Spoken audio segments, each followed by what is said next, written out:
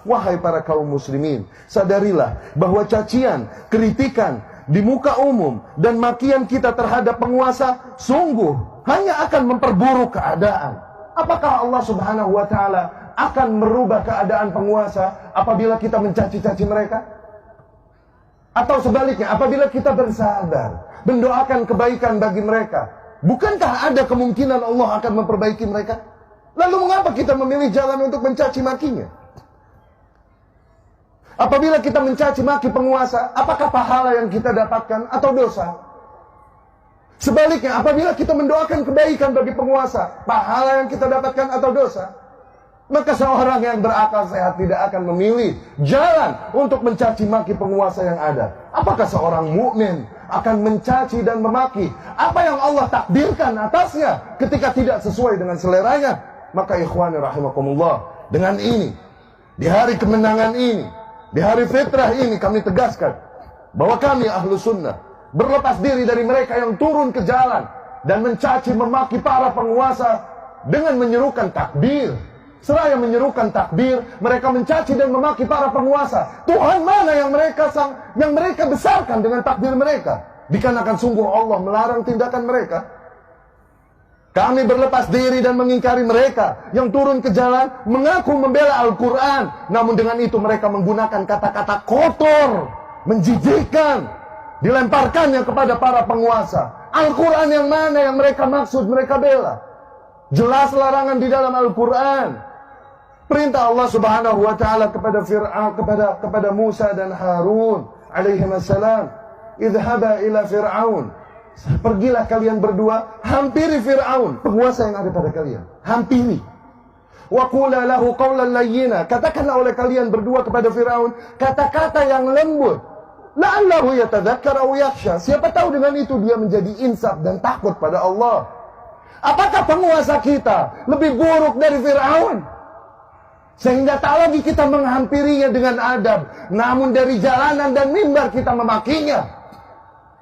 Apakah penguasa kita lebih buruk dari Fir'aun yang yasumuna abna'akum wa yastahyuna nisa'akum, membantai anak-anak laki kalian, membiarkan wanita hidup, yang berkata inni rabbukumul a'la, akulah Tuhan kalian yang maha tinggi?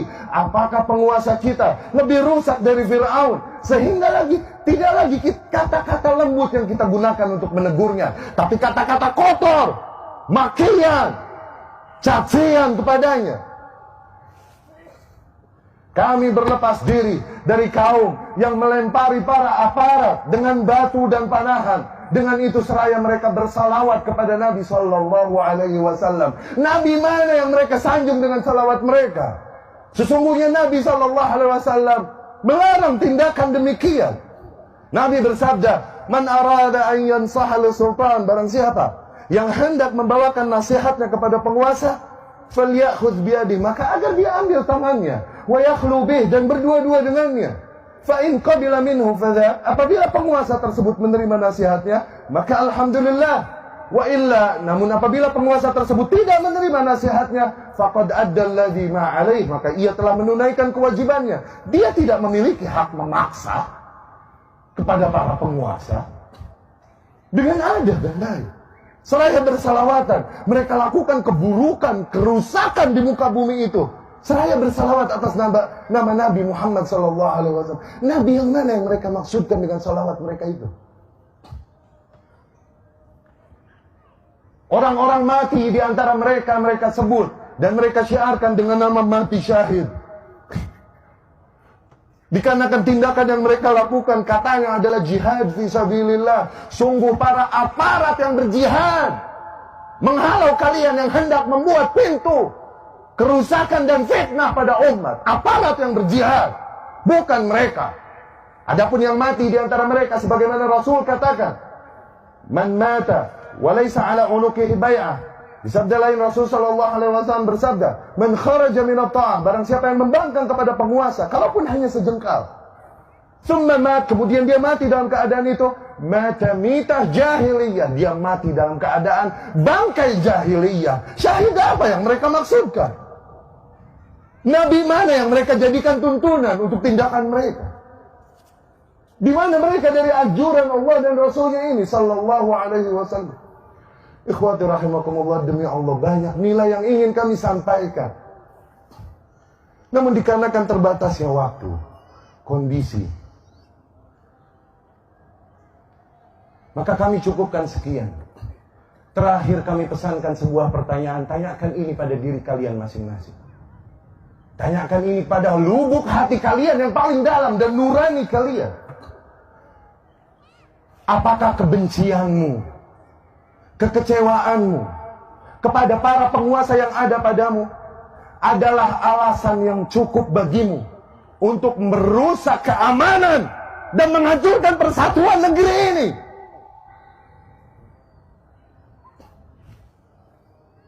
Apakah semua kebencianmu dan kekecewaanmu reason enough, adalah alasan yang cukup bagimu untuk ikut memberikan sumbangsih dalam tindakan-tindakan yang mengacaukan persatuan negara, mengancam keamanan negara, membuka pintu fitnah, penjarahan, dan lain-lain? Demi Allah, mereka yang bergerak dengan nama Islam sama sekali tidak mewakili ajaran Islam yang mulia ini. Apabila ada agama di muka bumi yang mengajarkan menyembah batu, menyembah ular, maka tak pantas mereka mengajarkan tindakan barbar demikian.